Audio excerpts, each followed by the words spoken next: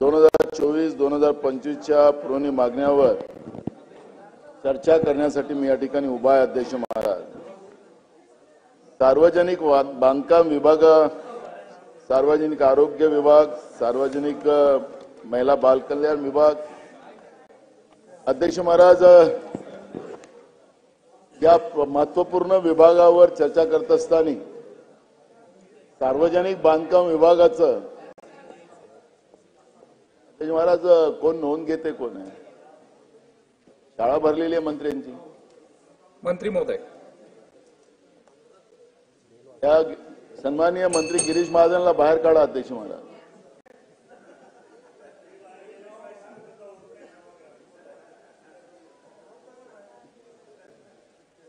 त्याला नाशिकचा पालकमंत्री करत नाही ना तुम्ही।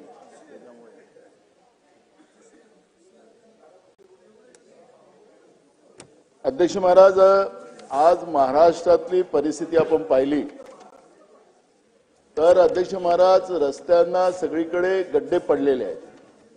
गड्ड्यांचे रस्ते महाराष्ट्रात उभे झालेले आहेत। एकीकडे कॉन्ट्रॅक्टरचे हजारो कोटीचे पेमेंट केले गेले नाहीत म्हणून ते संपावर चाललेले आहेत। अध्यक्ष महाराज, मोठ्या प्रमाणात राज्य सरकार कर्ज घेते, ओव्हरड्राफ्ट हे सरकार करत आहे। कर्मचाऱ्याचे पगार करायसाठी ओव्हरड्राफ्ट लागत आहे। राज्य डबघाईच गेलेलं आहे। 2 लाख कोटीच्या वर राज्याचं म्हणजे 10 लाख कोटीच्या वरचं कर्ज सरकारने घेतलं, पण त्याची मर्यादा जी होती 2 लाख कोटीची ती पण आता संपलेली आहे। अध्यक्ष महाराज, महाराष्ट्र हे विकासाचं राज्य असं या राज्याची गणना होत होती, पण महायुतीच्या सरकारमध्ये या राज्यात गड्ड्यांचं साम्राज्य यांचा जाहीरनामा पण वाचला। अध्यक्ष महाराज, यांनी सांगितलं की आता आम्ही राज्यामधले सगळे पांधन रस्ते जे आहेत ते रस्ते सुद्धा आम्ही सिमेंटकरण करू, अशा पद्धतीचं यांनी भूमिका मांडलेली होती। आता 10 तारखेला बजेट येत आहे राज्य सरकारचं, त्यावेळेस राज्य सरकार त्याच्यावर काय काय बजेटमध्ये प्रोव्हिजन करेल ते आम्ही पाहतोय। अध्यक्ष महाराज, जे काय आश्वासन यांनी दिलेले आहेत त्या आश्वासनाची पूर्तता काय करतं हे सरकार आम्हाला बजेटमध्ये खऱ्या अर्थाने या सरकारचा खरा आरसा, खरा चेहरा त्या आरशामध्ये दिसणार आहे। अध्यक्ष महाराज, अध्यक्ष महाराज, नाशिक ते कुठे गेले, नाशिक ते म्हणतो आपलं भिवंडी ते नाशिक रस्ता जो आहे अध्यक्ष महाराज, या विधानसभेमध्ये अनेकदा त्याच्यावरची चर्चा झाली।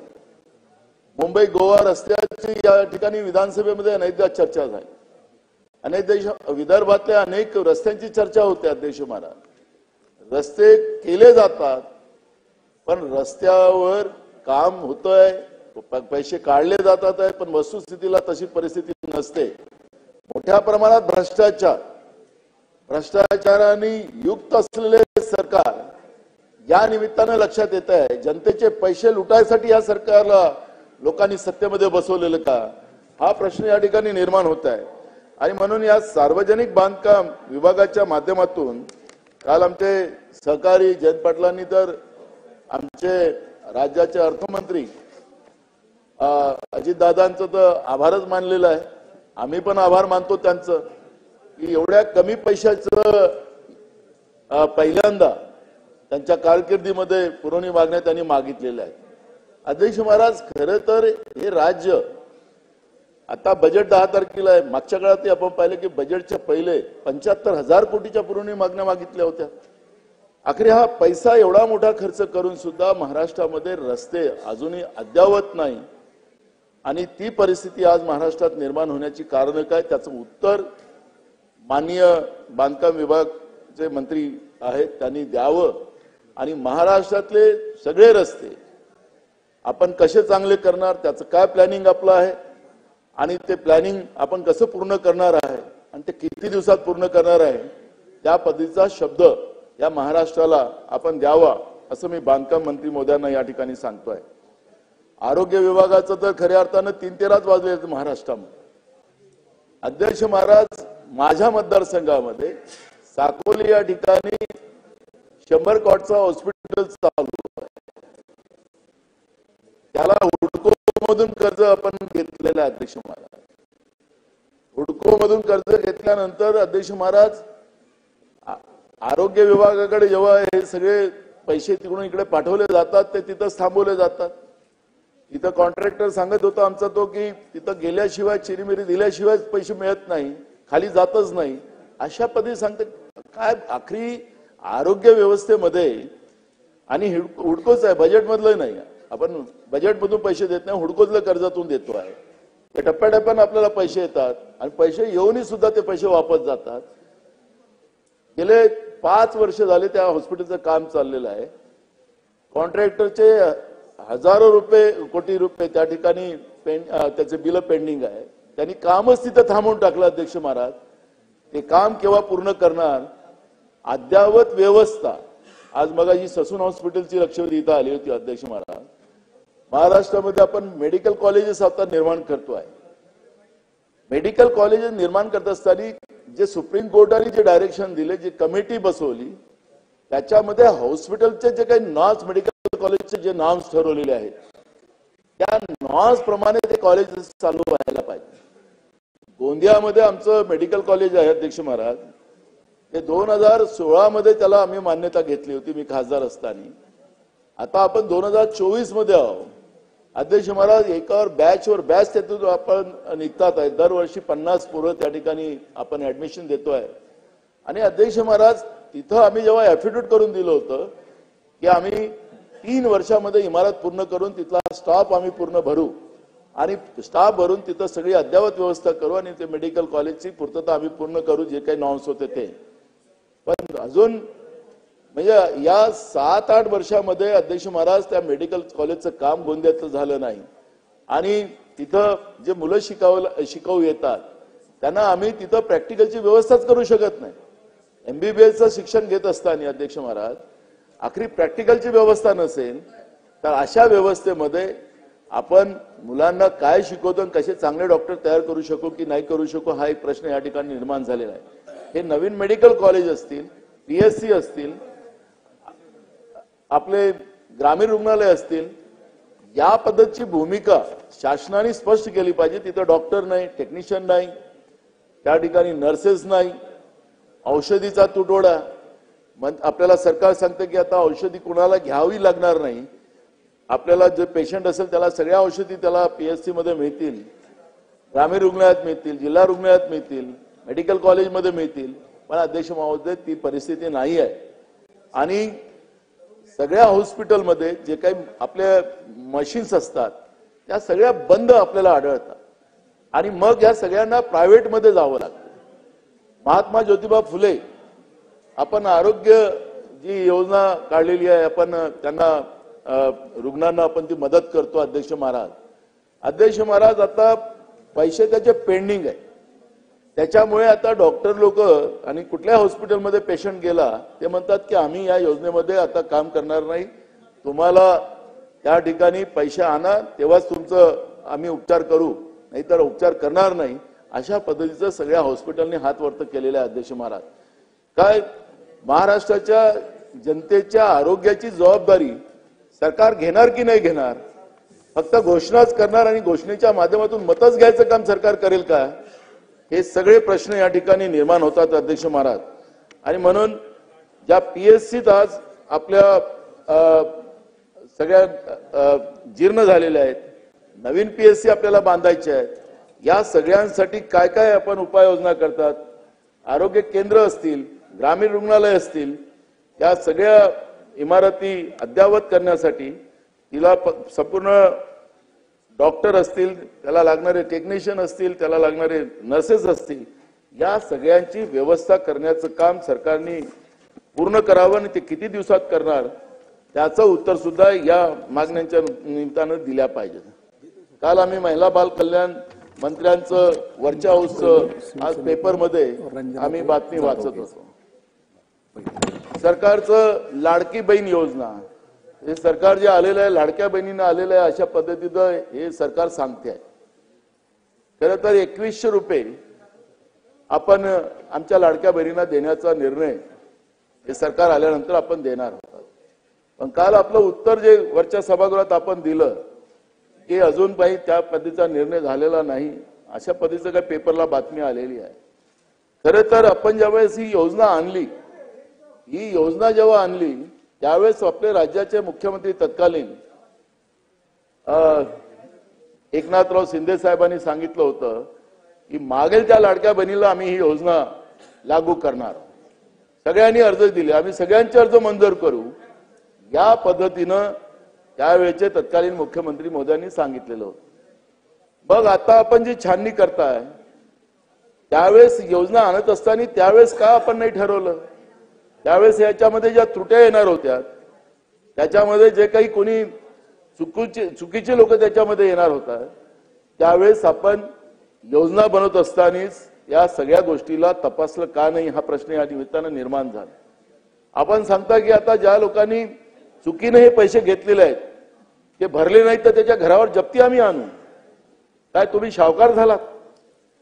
तुम्ही काही कायम स्वरूपी अमरपट्टा घेऊन तर आलाच नाही. पण ज्या घोषणा आपण केल्या, मुख्यमंत्र्यांनी बोललेला शब्द हा राज्याच्या लोकांसाठी महत्वाचा असतो आणि त्या पद्धतीचे अर्ज या ठिकाणी केले. आजच मी मगाशी माननीय अध्यक्षांच्या दालनात गेलो होतो, त्यावेळेस मी टीव्हीवर पाहत होतो की आमच्या गोंदिया जिल्ह्यातल्या 27,000 महिलांचं त्या ठिकाणी लाडक्या बहिणीतून, त्या योजनेतून त्यांना बाहेर काढण्यात आलेलं आहे, असं टीव्हीवर मगाशी पट्टी चाललेली होती. राज्यातल्या लाखो महिलांचं, जवळपास 10 लाख महिलांच्या वर आपण लाडक्या बहिणींना त्या योजनेतून आपण कमी करता आहात. पहिले जेव्हा योजना बनवत असताना आपण सगळ्यांसाठी योजना, आपण मधल्या काळात आम्ही ऐकत होतो की आपण सांगत होतात की बांगलादेशी महिलांनी याचा फायदा घेतला, उत्तर प्रदेशच्या महिलांनी फायदा घेतला, बिहारच्या महिलांनी फायदा घेतला आणि दुसऱ्या राज्याच्या महिलांनी फायदा घेतला, अशा पद्धतीचाही काही बातम्या आम्ही ऐकत होतो. आता जर तुम्हाला यादी जाहीर करावं लागणार आहे, नेमकं याच्यामध्ये कोणाकोणाला आपण फायदा दिला, त्यांची आयडी होती की नाही, त्यांचे आयडी प्रूफ होते की नाही, ते तिथले रहिवासी होते की नाही, फक्त मताच्या चक्करमध्ये तुम्ही राज्याची तिजोरी लुटायला निघाले होतात का, या प्रश्नाचं उत्तर आपल्याला या ठिकाणी प्रामाणिकपणे द्यावं लागेल. हे काही राजकारणाचा भाग नाही आहे, हे काही राजकारण नाही आहे. तुम्हाला ठीक आहे, मतदानाच्या वेळेस तुम्ही राजकारण केलं, तुम्ही मतदान घेण्यासाठी लाडक्या बहिणीच्या साठी आपण योजना राबवली, पण योजना राबवत असताना आपल्याला तिजोरी लुटायचा अधिकार जनतेने दिलेला नव्हता, चुकीच्या लोकांना फायदा देण्याचा तुम्हाला अधिकार जनतेने दिला नव्हता, पण स्वतःच्या फायद्यासाठी ज्या पद्धतीने आपण जे पाप केलेलं आहे त्या पापाचं प्रायचित्त तुम्हाला करावं लागेल. आज लाडक्या बहिणीच्या नावाने खापर फोडलं जाते की लाडक्या बहिणीच्या नावाने खापर असं फोडलं जातं की लाडक्या बहिणीला आम्ही योजना दिली तर आमच्या राज्याची तिजोरी खाली झाली, त्याच्यामुळे आम्ही त्या कॉन्ट्रॅक्टरचे पैसे देऊ शकत नाही, आम्ही त्याच्यामुळे रस्त्याची कामं थांबली, लोक गड्ड्यामध्ये चाललेले आहेत, रोज ऍक्सिडेंट होतात महाराष्ट्रामध्ये, आरोग्य व्यवस्था ठप्प झाल्यात, नोकर भरती केली जात नाही महाराष्ट्रामध्ये, एकीकडे महागाई वाढवून तुम्ही राज्याच्या जनतेला लुटताय. 1,500 रुपये भगिनींना दिल्यात, लाडक्या बहिणीला दिल्यात आणि त्याच काळात तुम्ही 5,000 रुपयाची महागाई वाढवली. बहिणीला लुटायचं पाप तुम्ही लोकांनी केलेलं आहे. हे पाप कुठं टाकणार सुधीर भाऊ, याचं उत्तर आपल्याला द्यावं लागणार.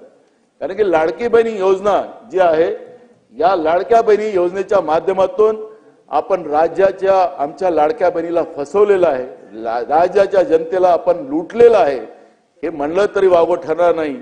ही वस्तुस्थिती या ठिकाणी आहे आणि म्हणून मी आपल्याला सांगतो की आपण 2100 रुपये केव्हा देणार आहात.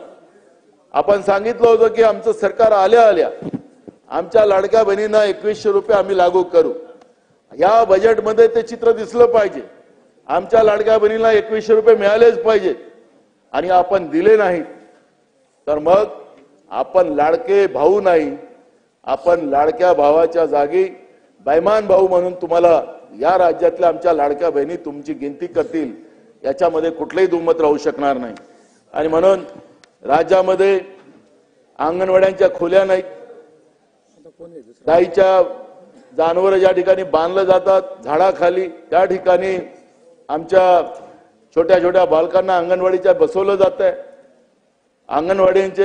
अंगणवाड्या ह्या पूर्ण महाराष्ट्रामध्ये किती दिवसात आपण पूर्ण करणार, अद्यावत करणार, त्याच्यामधलं तुम्ही आता त्याच्यामध्ये शिक्षणाच्या दृष्टिकोनातून जसं कॉन्व्हेंटमध्ये जे शिक्षण मिळतं त्या पद्धतीचं शिक्षण आता ग्रामीण भागाच्या गरिबांच्या मुलांसाठी आपण कसं उपलब्ध करून देणार त्याच्यावरचंही या ठिकाणी तुमच्या उत्तरात आम्हाला माहिती पाहिजे। दुसरं महत्वाचं जे पोषण आहार जे अंगणवाडीत येते त्यात लहान मुलांच्या तोंडातला घास हिरवण्याचा अधिकार कोणी तुम्हाला दिला? हे किती निकृष्ट दर्जाचं असतंय। ते निकृष्ट दर्जाचं खाद्य मी तुम्हाला आता आणणार मी 2 दिवसानंतर आता जेव्हा शनिवार रविवारची सुट्टी येईल आताच अध्यक्षांनी जाहीर केलं की आता शनिवारी नाही उद्या लाडक्या बहिणीचा कार्यक्रम उद्याच आहे 8 मार्चवाला।